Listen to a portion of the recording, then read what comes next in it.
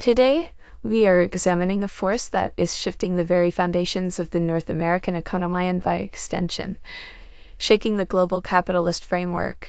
This is a moment that, if recorded honestly in history books, will be marked as a critical turning point. It is the moment when the United States' declining hegemon, the faltering empire, reached toward its polite northern neighbor, expecting the usual deference, the predictable compliance, and instead encountered an immovable obstacle. We are talking about the clash between Donald Trump's White House and Mark Carney's Canada. But let me be clear from the outset. If you think this is a tale about two men, if you think it's a showdown between a brash American billionaire and a Canadian central banker, you're missing the forest for the trees. This isn't about personalities. It's about the structural crisis of American capitalism. It's about an empire that has exhausted its economic incentives and now relies solely on coercion and is discovering to its shock that coercion no longer works. For 70 years following the Second World War, the U.S. Canada relationship has been framed as a partnership. They call it friendship. They invoke allies and neighbors. But the economic reality tells a different story. In a capitalist system where profit is the ultimate deity and accumulation the central ritual, there are no friendly competitors and subordinates. For 7 decades, Canada has largely operated as a resource colony for American industry. They supply timber, oil, minerals, water, and hydroelectric power.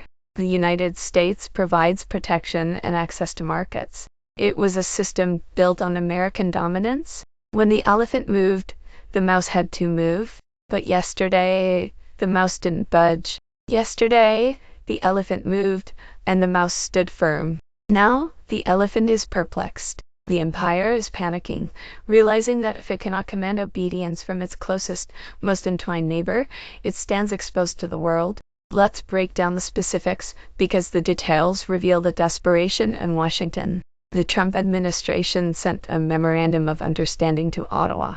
In the language of diplomacy, a memorandum is usually a polite suggestion. This was not that. This was an ultimatum. This was a ransom note. The demands were staggering. They sought a rewrite of the energy provisions in the USMCA, the trade agreement thought to be settled. They demanded unrestricted access to Canadian hydroelectric power and a lot prices below market. Pause on that for a moment. Below market. In a system that claims to revere the free market, the leader of the free world was insisting on politically dictated prices. Can you see the contradiction? Can you feel the hypocrisy? When they push high medicine prices, it's free market. When they want Canadian energy, the market suddenly becomes inconvenient, requiring state-mandated discounts. This is not capitalism, it's feudalism with branding. They also demanded Canada scrap its digital services tax. Why? Because American tech giants Google, Amazon, Facebook do not wish to pay anywhere. They extract value globally and stash it in tax havens, while the U.S. government acts as their enforcer. Finally, they insisted Canada align its China policy completely with Washington's. In effect, they were saying to a sovereign nation, you have no foreign policy, you will copy ours. The threat attached, a universal 25% tariff on everything, a total siege. Traditionally, Canada's elite, make no mistake. Mark Carney represents this elite of bankers, financiers, and establishment figures who would panic. They would consult spreadsheets, calculate the costs of a trade war, and fold. They would fly to Washington, offer concessions, sacrifice sectors like dairy or lumber, and sign the agreement. That is how the American empire keeps its standard of living, by extracting concessions from weaker partners. But Carney did not follow the script. He held a press conference. He did not shout. He did not threaten. He simply said no.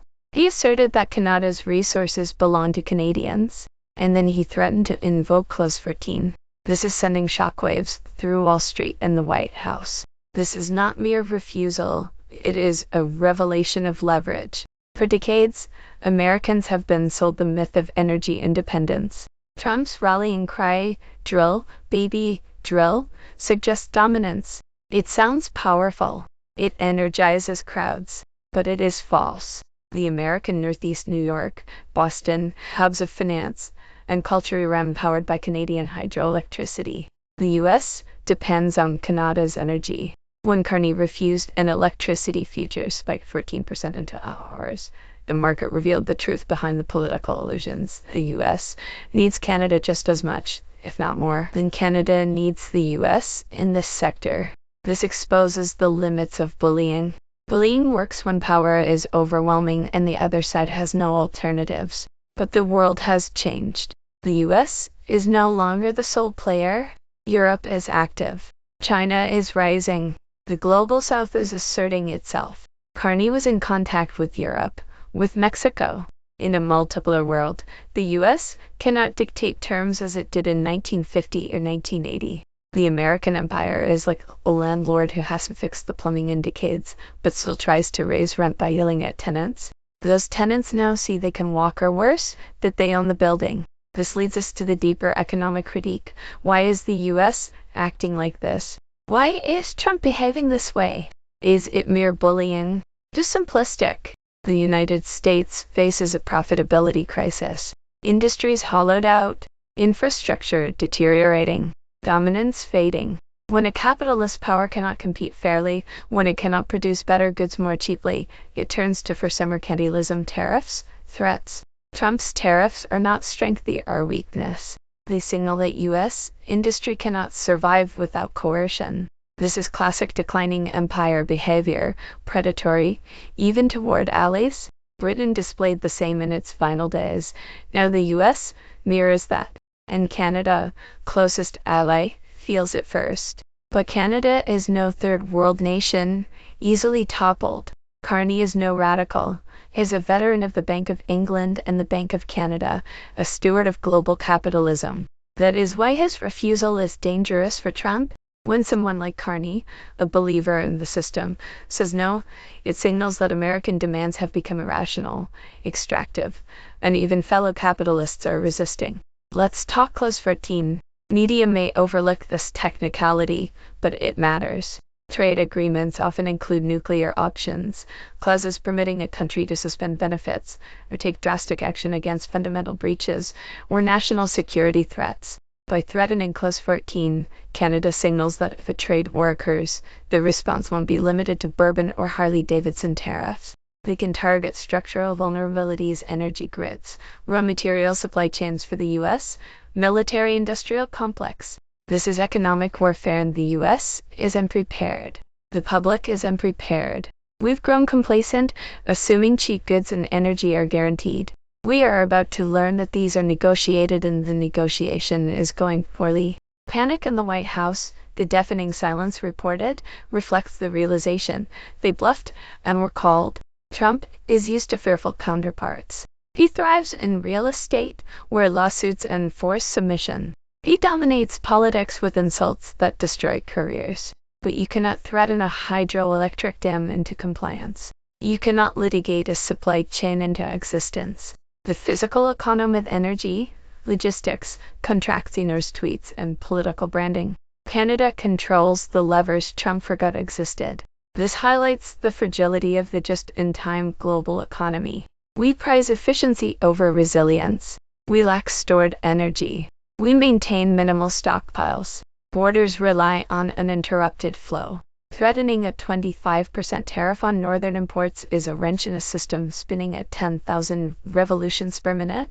Chaos follows. Michigan auto plants halt without Ontario parts. New York grocery shelves empty.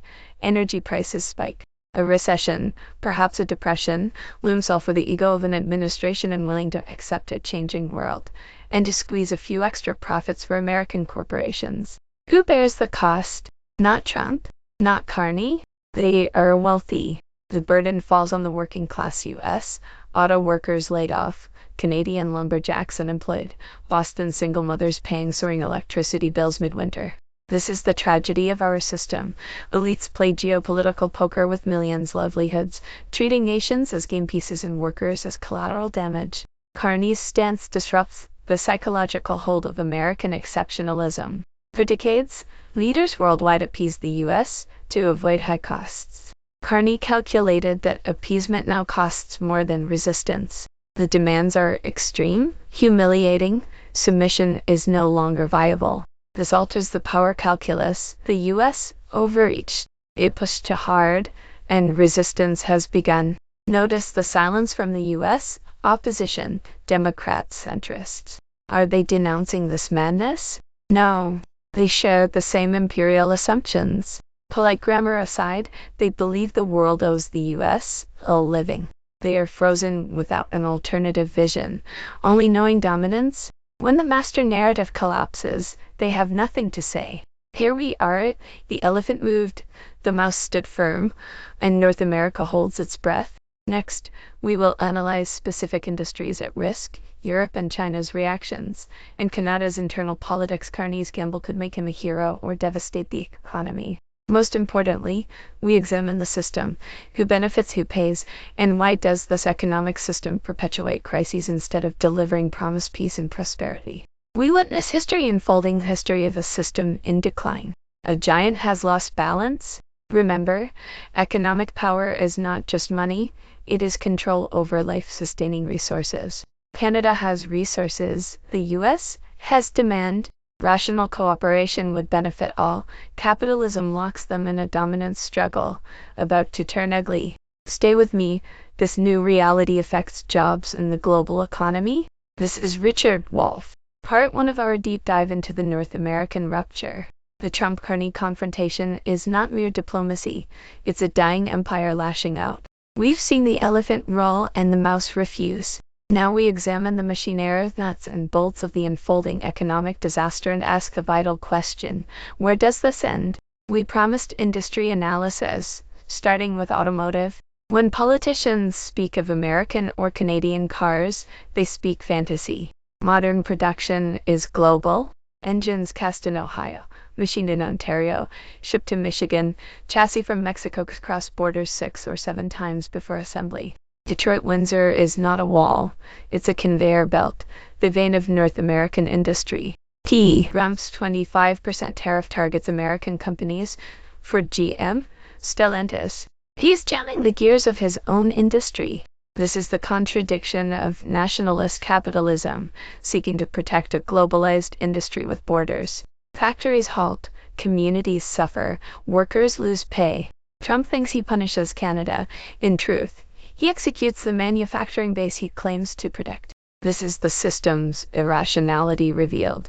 Globally, leaders watch with horror and opportunity. Europe sees the U.S. as unreliable, rogue. If Canada can be pressured, what of Germany or France? EU leaders coordinate with Carney, seeking trade routes bypassing the U.S. China watches, amused. American bullying fractures its alliances. Military confrontation and necessary. Economic self-sabotage does the work. Every tariff promotes the Belt and Road. Every insult aids Beijing. Isolationism ensures U.S. isolation, not greatness. Now, class analysis. Look at Carney. Media calls him the hero, the adult. Relative to Trump, perhaps, but he is not fighting for workers. He defends Canadian banking, extraction industries, capital stability. If a trade war damages Canada, he does not lose. The cost is passed to teachers, nurses, laborers.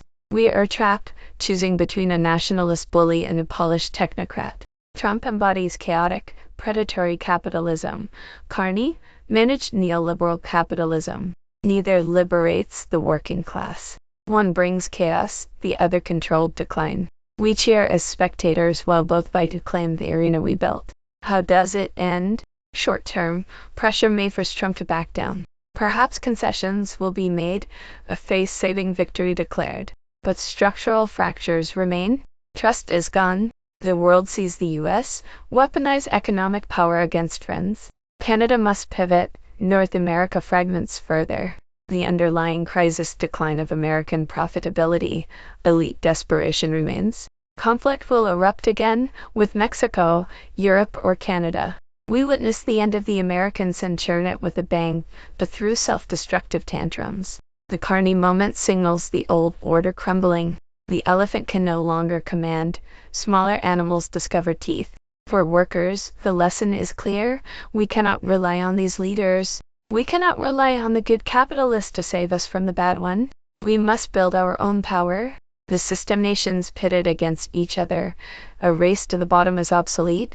We have the resources, labor, and technology to provide decent life from the Yukon to the Yucatan. But as long as profit dictates, as long as energy, factories, borders, and weapons serve elites, we cannot. The Trump-Carney struggle is a battle for Titanic's helm entertaining, but the ship sinks.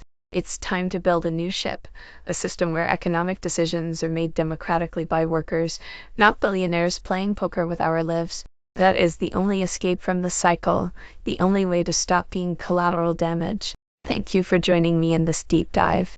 The situation is volatile, the future uncertain, but the analysis is clear. Capitalism is the problem, and we are the solution.